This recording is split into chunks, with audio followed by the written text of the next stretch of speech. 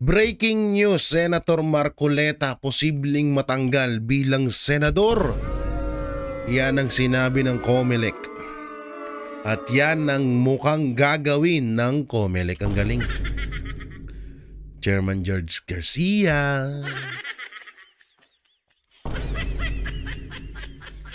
Asan na ang 9 billion na pondo para sa eleksyon for barangay and SK SK? Mukhang nakakalimutan mo na po ata.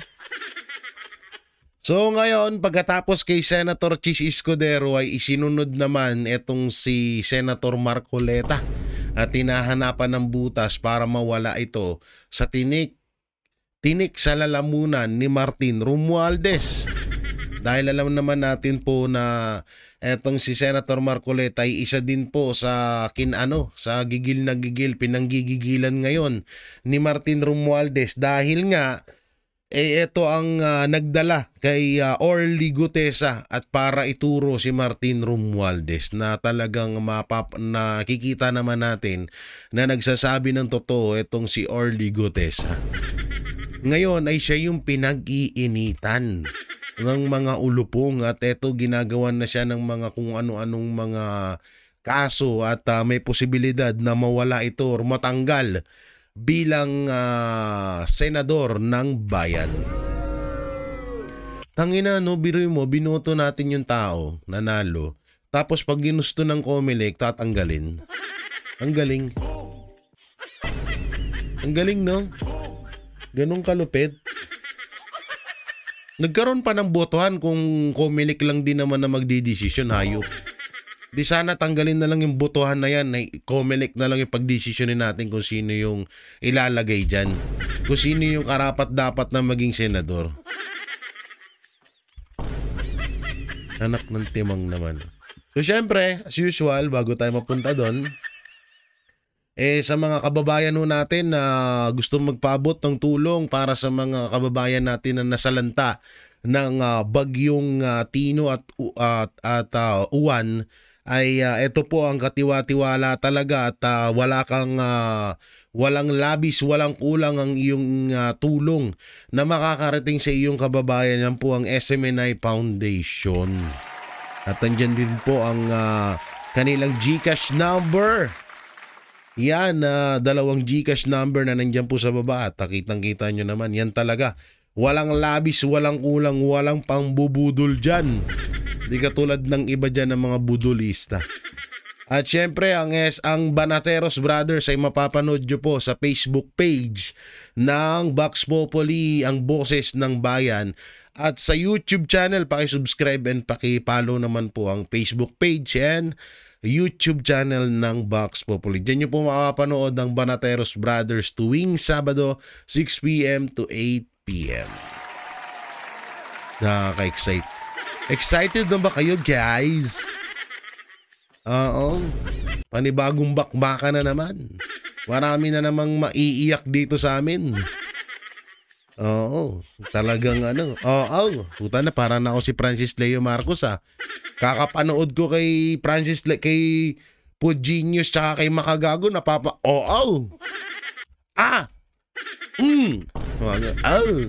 Oo. Hindi, nakakatawa lang panoorin kasi butay na itong si Marcos Jr. Francis Leo Marcos kasi parang parang alam mo yun, yung talagang hindi nauubusan ng kayabangan. Kaya deserve niya kung ano yung nangyayari sa kanya ngayon. Samantalang dito tayo sa mga picture na ipapakita ko sa inyo. Eto, katulad lamang po ito na sa mga walang hiya dyan, sabi ni Marcos Jr., nagnanakaw ng pera ng bayan tapos na ang maliligayang araw nyo. Hahabulin na namin kayo. Utay na 100, lagpas na 100 days. Yung pag-iimbestiga mo sa flood control hanggang ngayon wala pa rin nakukulong. Ngayon, barado ka tuloy kay BP Sara Duterte. Sabi ni BP Sara, pwede na niya ikulong ang sarili niya, aminin niya na meron siyang pagkukulang. Sa pool hanggang panga. Kaya tumabingi. Di talaga naman eh. Kaya nga sabi ko nga sa inyo, kagaya nga ho nitong ipapakita ko sa inyo, ito, wala pala dito, wala pala dito. Talagang ang pinakaulo ng nangyayaring korupsyon ngayon sa bansang Pilipinas ay si Marcos Jr. Siya yung pumipirma ng mga budget eh. Bago makarating yan sa bago paanoan muna ng mga congressman yan, siya yung pinaka malaking ambag sa pirma ng mga budget sa bansang Pilipinas, tapos lagi siyang walang alam. Ang presidenteng walang alam. Kaya nga sabi ni Attorney Rowena Guanzon, lagi ka na lang walang alam, lumayas ka na dyan. Lagi ka namang walang alam eh. Yan tuloy, barado ka na naman kay BP Sara. Nako, BP Sara, galit na naman ang the second lady na si Attorney Claire Castro. Galit na naman. Talagang kung ano-ano na namang fake news ang sasabihin sa nun. Dahil pinasaringan mo na naman ang kanyang juwakers na si Marcos Jr. Talagang ma-high blood na naman sa'yo the second lady. So bakit ko nga ba tinawag na the second lady? Si Attorney Claire Castro, dahil kung si Lisa Araneta Marcos ang first lady ni Bongbong Marcos Jr. ay si Auntie Claire naman ang kanyang the second lady. Yan ang lantarang kabit. Ay.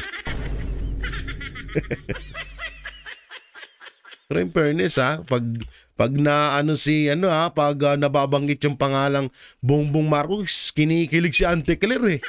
Hanggang tenga yung ngiti. Ikaw ba naman magkaroon daw ng daw.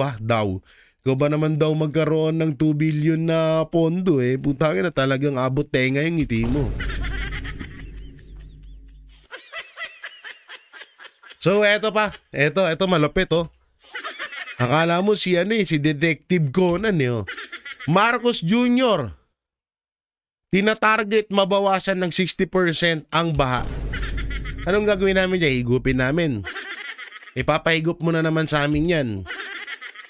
Anong gagawin namin dyan? Ipapahigup mo sa mga buhaya sa Congress? Ipapasipsip mo ba yan kay Martin Romualdez? Anong gagawin mo para bumaba ng 60% ang baha ng Pilipinas? Isisisi mo sa Duterte. Aber, kasi kung aayusin mo ang flood control, tinanggalan mo nga ng budget ang flood control. Kung kailan nakapagnakaw na yung mga gamuho, yung mga demonyo, tsaka mo tinanggalan ng pondo yung flood control. Eto daw sabi niya, sa gitna ng matinding kritisismo sa mga anomalya ng flood control projects, inihayag ni Marcos Jr. na target niyang mabawasan ng hanggang 60% ang pagbaha sa bansang sa bansa pagsapit ng 2026 sa ilalim ng Oplan kontra baha. Ano na naman kaya itong ako natatakot sa'yo. Ano na naman kaya itong naiisip mo, Marcos? Kinakabahan ako sa'yo, dong.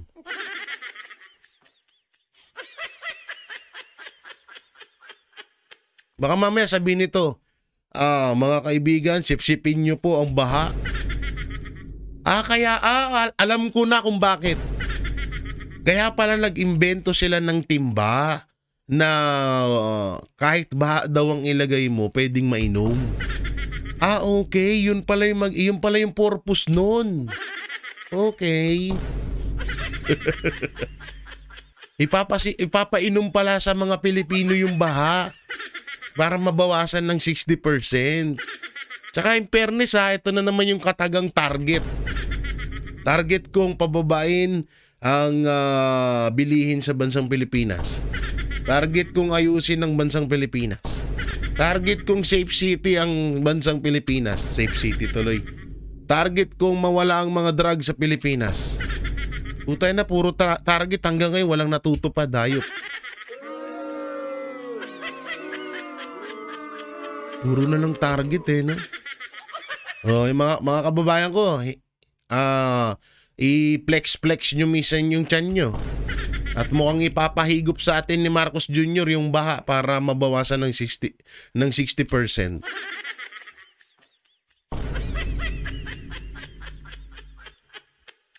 Tsaka paano? Paano kaya? Kausap mo ba si San Pedro? Kasi kung yung tatay mo nga nakakausap mo kahit patay na, hindi kaya kausap mo ba si Pag-asa? Kausap mo ba si Kalikasan? Baka mamaya sa isang araw na 5 oras lang ang tulog mo, kung sino-sino na yung nakakausap mo, ha? Aba, delikado yan, Mr. Marcos. Delikado po yan. Baka mamaya iba na naman nakakausap mo tapos papagawa mo sa amin. Bakit mo alam? Bakit mo nalalaman yung mga 60% na yan? Mukhang iba na yung pinagkakausap mo na naman, ha? Ikaw, ha? Tatakot na kami sa'yo. Iba na yung nasa utak mo. Delikado ka na. Oh, eto naman. Dahil sa sobrang takot ho nila dito sa mangyayaring rally ng INC na magkakaroon ng rally na 3 days. At hindi lang INC kundi iba't ibang relihiyon, eto yung pananakot na naman ni Remulla. Ang isa sa mga puppy love ni Ma'am Shitars. Ay! Puppy love. Mga pag-ibig ka, Ma'am Shitars, ha? May asim pa ba? Ay. Oo, isa sa mga puppy love to. Ay, bata daw, gwapo. Oo, kaya tinetsa puwera si Torre. Mas pinili to kasi, baby face. Puti lang daw yung buhok pero mamula-mula pa yung betlog. Ay, sorry. Oh, ito yung pananakot ni John Vic Remulla. Samid pa. John Vic Remulla. Saan niya'y mga destabilizers sa INC rally, aarestuhin namin kayo. Aba, tinatakot po kayo, Iglesia ni Cristo ni John Vic Remulla. Una-una, napakalabo po na merong destabilizer sa mangyayaring rally na yan kahit anong relihiyon. Lalong-lalo na sa INC at KOJC. No? Dahil suportado ho ng KOJC ang INC sa rallying kapayapaan, hindi para manggulo. No? Pero etong sinasabi kasi ni Remulla, parang pinamumukha niya na merong mangyayaring destabilizer sa mangyayaring 3 days rally ng INC. Ito po ay malinaw na pananakot sa inyo. Aba, mukhang nakukulangan, mukhang nahihinaan ata sa inyo ang administrasyon, lalo na si Remulla. INC, mukhang maliit lang tingin sa inyo.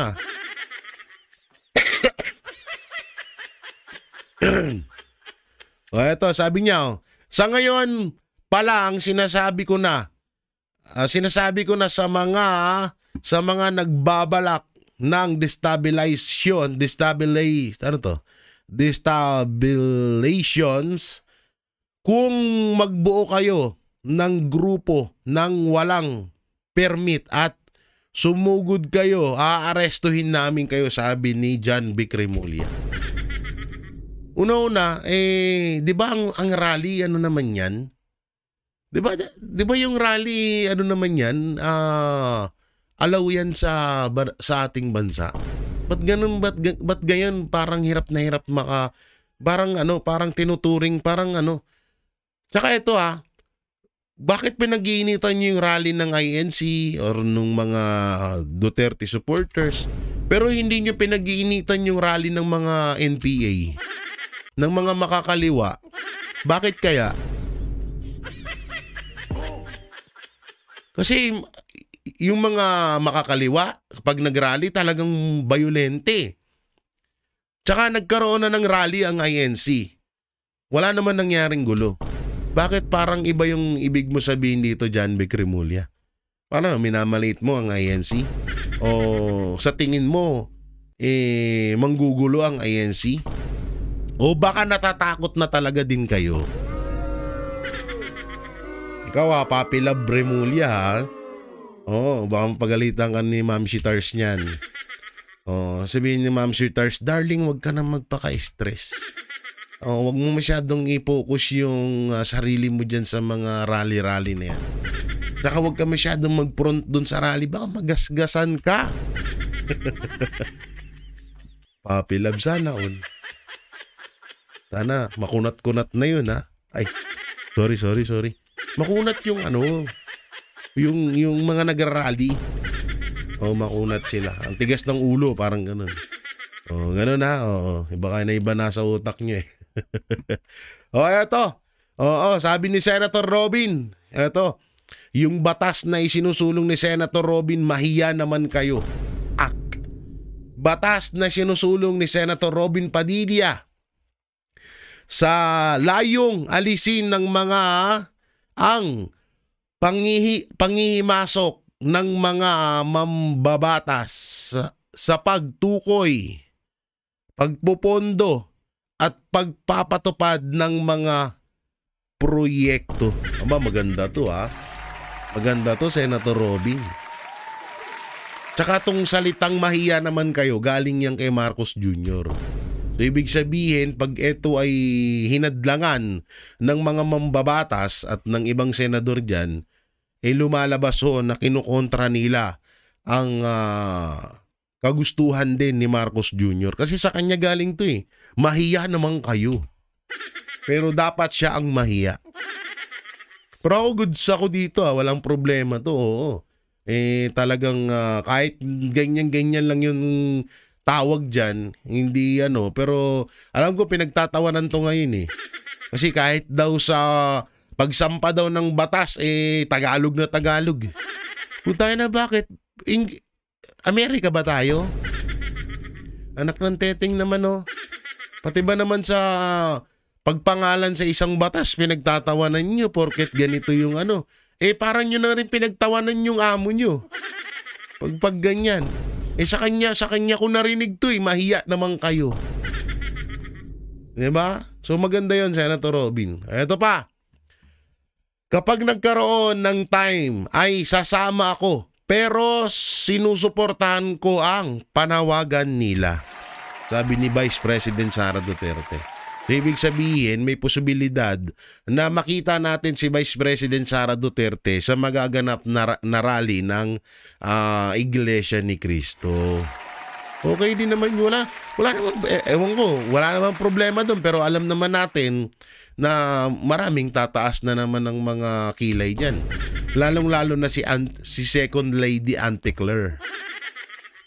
Sabi ni Auntie Claire, dapat BP Sara hindi mo yung ginagawa kasi Utay na Yusek utusan mo Vice President. Gago ka ba? Tira ulo no? Malamang yan, manggagalaitin na naman sa galit yan si Auntie Claire. Ganun talaga, pag sapaw na sapaw, mukhang babae, pagdating kay Auntie Claire, mukhang kumpare ni Marcos Jr.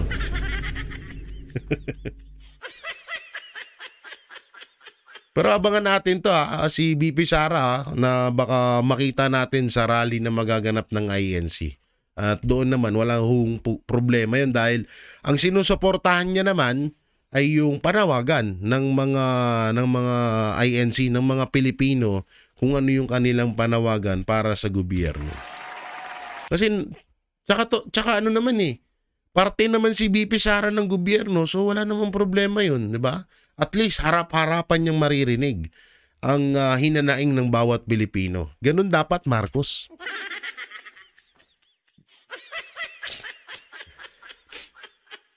Hindi yung kapag may nagsasalita sa'yo na ganito gusto naming mangyari, kakasuhan mo. Sabi mo, binabatikos ka na agad. Hindi ba pwedeng naglalabas lang kami ng hinanaing para marinig mo din kami? Kasi kaya nga gusto naming iparating yung hinanaing namin kasi lagi kang walang alam. Wala po akong alam. Lagi na lang natin naririnig yun no? Ang presidenteng walang alam. Bow. O eto ba? Oo, Boying Remulla. Oo, na-checkmate. Pero eto etong alam naman natin, no? Na binastos ng Administrasyong Marcos ang Supreme Court. dahil sa ginawa nila kay Pangulong Duterte noon sa pagkidnap nila. So pwede nila ulit gawin yun. Kahit sabihin pa ng Supreme Court na wala silang natatanggap na petisyon or warrant of arrest ng ICC, kapag ginusto ng administrasyon, walang magagawa ang Supreme Court. Ganun sila kabastos. At ginawa na naman na nila yan. Diba? Ginawa na naman na nila yan kay Pangulong Duterte. Diba? Dapat idaan muna sa Korte Suprema natin kung may kailangan harapin si Pangulong Duterte. Ang ginawa nila, binastos nila yung Supreme Court. Nirekta nila sa ICC. Ewan ko na lang bakit hinahayaan ng Supreme Court yan eh. Dapat nga, panagutin ng Supreme Court yung mga yan, katulad niya, nila Torre, nila Remulla, ni Marcos Jr. Diba? Dapat panagutin ng Supreme Court yan kasi malaking pangbabastos po sa kanila yung ginawa na yun.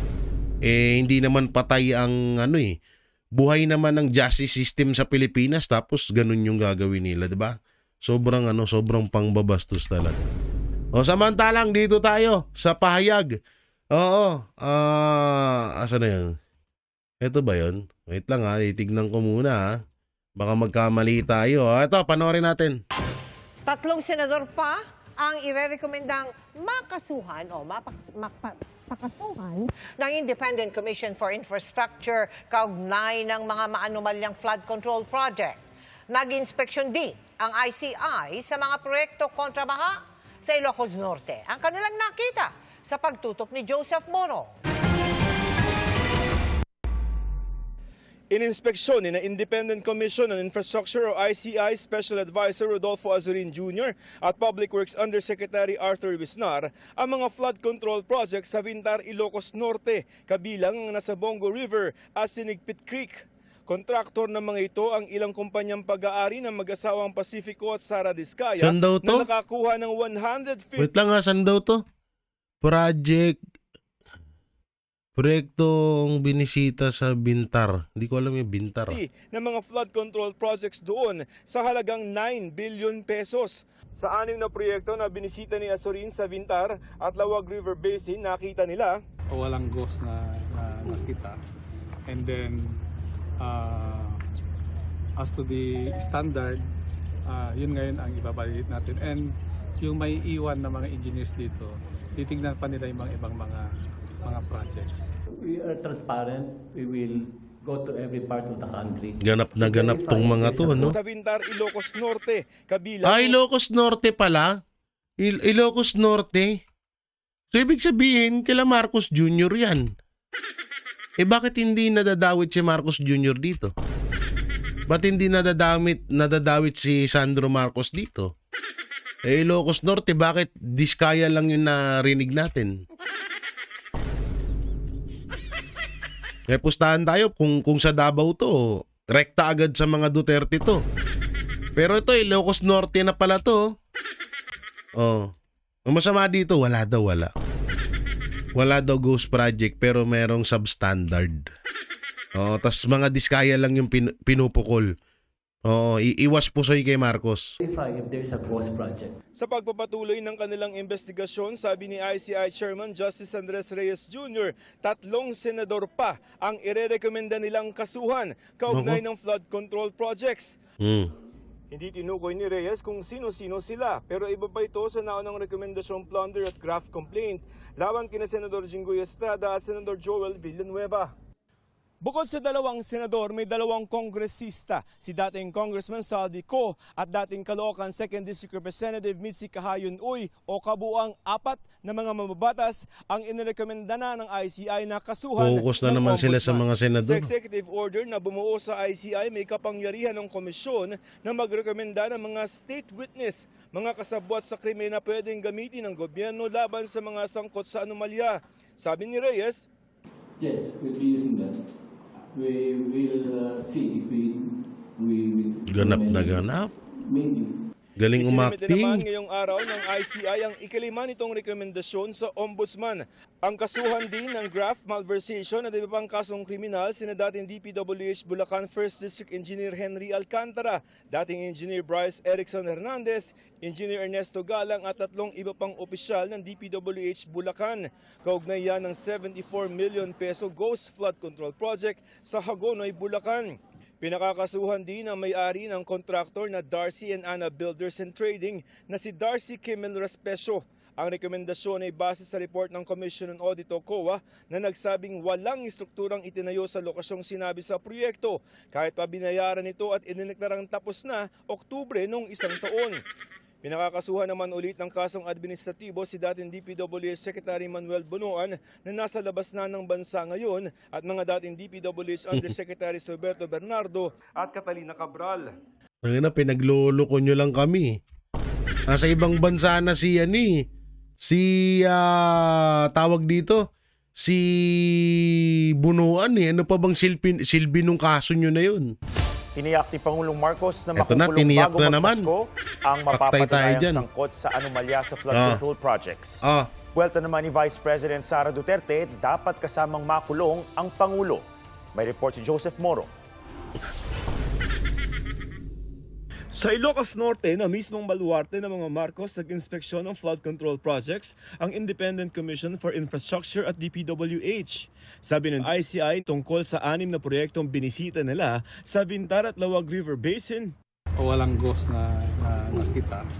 And then, as to the standard, yun ngayon ang ibabalita natin. Tignan mo yung tignan niyo yung tawag dito, tignan niyo yung flood control sa norte versus sa Davao. Sobrang layo ng itsura. Totoo, sobrang layo. Doon pa lang panalo na eh. 'Di ba? Oo. Francis Leo Marcos ko ba yan? And yung may iwan na mga engineers dito, titignan pa nila yung mga ibang mga projects. Ayon sa ICI, nasa 150 ang flood control project sa Ilocos Norte, 9 billion pesos ang kabuuang halaga. At karamihan na kubra ng ilang kumpanyang pagmamayari ng mag-asawang Pacifico at Sara Diskaya Sara Diskaya na naman. Sa flood control project sa ibang lalawigan. Isang tiniyak ng Pangulo para sa mga mapapatunayang sangkot sa flood control naman, may tiniyak na naman siya. Bago magpasko, marami dito sa napangalanan dito ay palagay ko nasa matatapos na yung kaso nila, buo na yung kaso, makukulong na sila. Wala silang Merry Christmas. Sa datos ng kalap ng GMA, wala silang Merry Christmas. Baka wala silang Christmas. Yung Merry Christmas, pagbati yun. Wala silang Merry Christmas. Boplak. Ang tanong, Marcos, yung pinsan mo makukulong din ba? GMA Integrated News Research, 20 DPWH officials at 4 na kontraktor ng inireklamo ng DPWH sa Ombudsman kaugnay sa 5 manumalyang flood control projects sa Bulacan. Mahigit 20 naman ang inireklamo rin ng DPWH kaugnay sa mga flood control projects sa La Union at Davao Occidental. Iba pa yan sa mga inirekomenda pa lamang ng ICI sa Ombudsman na sampahan ng reklamo, kabilang si dating Congressman Saldi Co. Ibang usapan naman ang tungkol sa dating speaker at pinsan ng Pangulo, Ibang usapan naman si Congressman Martin Romualdez na iniuugnay din sa kontrobersiya. Wala pa raw kasing ebidensya laban sa kanya sa ngayon. Not as yet. Not as yet. If something else comes out, Siyempre, pinsan ko yun, sabi mo. then he might have to be answerable for something. No, we don't file cases for optics. Provide us the evidence and we will file cases against them.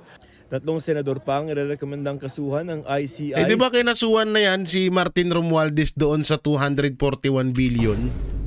Di ba? Ano ba yun? Insertion ba yun?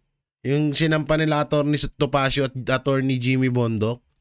Yun naman. Bakit yun? Hindi pinapalitaw yun. Parang natabunan na rin yun takip na takip si pinsan na BBM Pero di pa pinangalanan. Ayon sa ICI, iba pa ito. Sige, ICI, ako nang pakinggan niya, putang ina. Parang paulit-ulit na lang tayo. Dito tayo kay Chairman George Garcia. Inamin ng isang senador na tumanggap siya ng kontribusyon mula sa isang contractor sino para yun? sa kanyang kampanya noong 2022 ayon sa Commission on Elections. Dahil bawal yan sa ilalim ng batas. Hinihintay ngayon ang rekomendasyon ng Political, Finance and Affairs Department ng Komisyon kung itutuloy ito sa pagsasampa ng kaso. Nakatutok si Dano Tingkungko. Nang sagutin nila ang show cause order ng COMELEC, hindi na itinanggi ng isang senador at isang contractor ang pagtanggap ng mambabatas ng campaign contribution mula sa contractor nitong 2022 elections. Tinanong pero tumanggi si COMELEC Chairman George Erwin Garcia na pangalanan sila. Tarantado ba kayo si Chis Escudero yun ito ginagawa tayong tanga Ano yan? Ngayon tinanggi kung sino yung anak ng teteng. Alam na namin kung sino yun Pero nauna nang inisyuhan ng COMELEC ng show cause order si Senador Chis Escudero so ibig sabihin Oktubre bukod pa. kaugnay ng campaign donation ng presidente ng Centerways Construction and Development para sa 2022 elections. Sabi ni Garcia, hinihintay nila ang rekomendasyon ng Political Finance and Affairs Department na kailangan pang aprubahan ng NBank. Hindi tiyak kung kailan ito ilalabas. Kung ang recommendation is to file the case, then immediately i-authorize ng Commission NBank ang filing ng kaso sa ating Law Department para magkaroon ng formal na preliminary investigation. Ang importante po ay tapos naman yung ating pong tinatawag na evidence gathering, yung ating investigation, at upang makapunta na sa tinatawag na PI kung kakailanganin o dismissal naman kung hindi naman talaga minamarapat. Sa November 21 naman ang deadline para sumagot sa show cause order na inisyu ng COMELEC sa 27 contractor na nakitaan ng kontribusyon sa mga kandidato ng 2022 elections.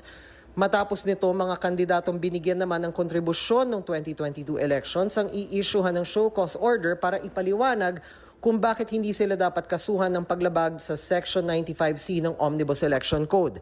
Pinagbabawal niya ng pagsolicit o pagtanggap ng kontribusyon mula sa public contractors o mga may kontrata sa gobyerno. Iniimbisigahan din ng COMELEC kung kumpleto ang deklarasyon ng mga kandidato sa kanilang Statement of Contributions and Expenditures o SOSE. Kung hindi, ayon sa COMELEC, pwede yang ituring na paglabag sa Omnibus Election Code, perjury o falsification of public documents. Buti available na ngayon yung SALN. Pero syempre po, kaya ang COMELEC hindi makapag-moto proprio dati, tatandaan po ng lahat na yung po kasing hawak-hawak lang ni COMELEC ay yung mismong SOSE. Wala naman po kaming kopya ng mga SALN o iba pang mga dokumento kahit income tax return. Bukod sa pag-aaral ng COMELEC sa mga SOSE, makakatulong kung merong maghain ng reklamo laban sa kanila sa COMELEC. Kung may formal na magpapile ng petisyon, i-issuehan kaagad namin ng corresponding notices yung mga involved na parties. There is a period kasi na ino-observe sa rules kapag kami nag-file ng petisyon kung ilan lang ang araw upang mag-issue kaagad ng tinatawag na summons at pagkatapos may araw din kung kailan kinakailangan sumagot. Para sa GMA yun yung sabi ni Chairman George Garcia. Ngayon mapunta tayo dito sa posibilidad na tanggalin ng COMELEC etong si Senator Marcoleta bilang senador. Ito po yun. Ayan. Breaking news, Sen Marcoleta posibleng kasuhan umano ng COMELEC. Ito yung tanong dyan. Ang dal-dal-dal-dal mo, Chairman George Garcia, sa mga issue mapatungkol sa mga senador. Pero yung dapat mong i-explain sa amin hanggang ngayon, inaantay pa rin namin. Isa-isahin ko sa'yo, ha? Unang-una, yung 150 million na binasura mo, sabi mo, binasura, na ginamit sa balota na nabasura lang. Totoo ba yun talaga? O hindi? Pangalawa, asan na yung paliwanag na magandang paliwanag, talagang masasatisfy kami sa paliwanag mo na bakit nagkaroon ng 18 million overvoting noong nangyaring halalan, senatorial candidate. Bakit? Wala. Bakit hanggang ngayon hindi mo pa rin talaga may paliwanag na maayos? Kasi nung umpisa nung halalan, puro ka goods. Sabi mo, goods po, walang pong problema ang machine. Okay na okay po yung machine natin. Tapos nagkaroon ng 18 million voting. Paano nangyari yun? Yun yung isang katanungan sa'yo na hanggang ngayon di mo pa rin masagot. At isa pa, bakit mo binura agad bakit nyo pinabura agad yung mga files? Bakit agad-agad nyong binura? Na malayo pa naman yung mangyayaring halalan. May tinatago ba kayo? Nakakapagtaka lang eh. At eto pa, asan na? Nakuha mo na ba yung 9 billion na pondo para sa eleksyon sa barangay at sa SK? Ngayon tinututukan nyo na naman si Senator Marcoleta. Ang dami mo nang pinasok na issue, Chairman George Garcia, katulad na lang kay Chis Escudero. Ang dami-dami namang politiko dyan na kung diba, inamin naman ni Senator Chis Escudero yun. At inamin din ng kontraktor na galing sa sarili niyang pera yung ibinigay niya kay Senator Chis Escudero. Ang tanong dyan, bakit yung ibang senador at lalo na yung mga kaalyado ni Marcos Jr. at mga dilawan, hindi mo sinisilip yung katulad nung kay Senator Chis Escudero at katulad nung kay Senator Marcoleta. At sa malamang, mas lalo na siguro sa Congress. Mas di hamak na mas marami dyan. Bakit hindi mo tinatrabaho? Bakit nakapokus ka lang doon sa mga kinakaayawan ni Martin Romualdez? Totoo ba talaga na ikaw ay isa ka na rin sa mga bayaran ni Martin Romualdez? Nagtatanong lang naman ako. Isa ka na rin ba talaga na sa hindi pa dapat pagkatiwalaan ng mga Pilipino? Ang dami mong dada pero yung mga issue mo hindi mo magawa. Tsaka ano na naman to kay Senator Marcoleta? Ha? So mga banateros, ito po yung maliwanag na ebidensya na talagang kapag kaaway or hindi matuturing na kaaway, hadlang ka or balakit ka sa plano ni Martin Romualdez at Marcos Jr., etong kakainatnan mo. Tandamakmak na paninilip ang gagawin sa'yo. Paninilip to eh. Oo, paninilip tong ginagawa nila. Buti sana kung lahat hindi naman. Pinipili lang yung mga hindi kaalyado ng administrasyon. Okay sana tong ginagawa nila kung lahat. Walang problema yun. Kaso pili lang Si Escudero. Kung sino yung mga pabor sa na wag nang ituloy ang impeachment ni Vice President Sara Duterte, yun yung niyayari nila sa pamamagitan ng COMELEC. Kaya nga ito, hanggang ngayon, patuloy ho nating binabara to. Kasi nga, para ma-stop na to at hindi na umabot sa darating na 2028 election. Kasi hanggat ganito ang kilos ng COMELEC, hindi natin sila mapagkakatiwalaan sa susunod na halalan. At yung halalan na yun, ayun yung pinaka-importanting halalan sa kasaysayan ng Pilipinas. No? Ayun yung isa sa mga importante, yung presidential election. Ngayon, kung ganito ang kinikilos ng COMELEC, ikaw ba tanungin ko, tiwala ka pa ba sa COMELEC? Sa kinikilos nila ngayon? Kung ako tatanungin nyo, hindi. Doon pa lang sa overvoting, nagtataka na ako doon Kauna-unahan sa Pilipinas na nangyari na merong 18 million overvoting. Saan ka nakakita nun? Ngayon, hindi mapaliwanag yan ni Chairman George Garcia. Bakit kaya?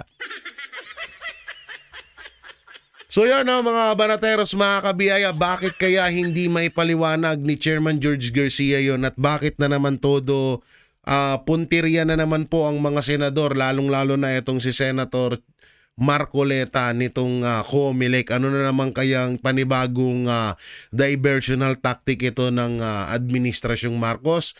Kung ano man po yung opinion nyo, i-comment nyo lang po dyan sa baba. At syempre, huwag nyo na rin pong kalimutan na i-like and share ang ating video.